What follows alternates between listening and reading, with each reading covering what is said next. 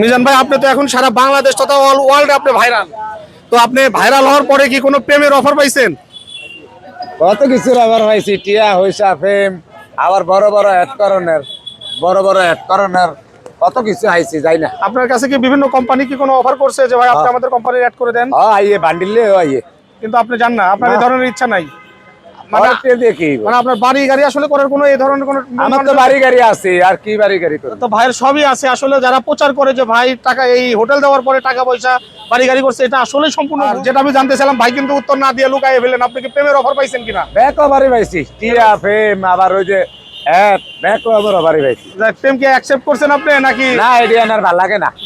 ভাবি কি এটা জানে যে আপনি এই ধরনের প্রেমের অফার টফার পাইছেন বা জানে?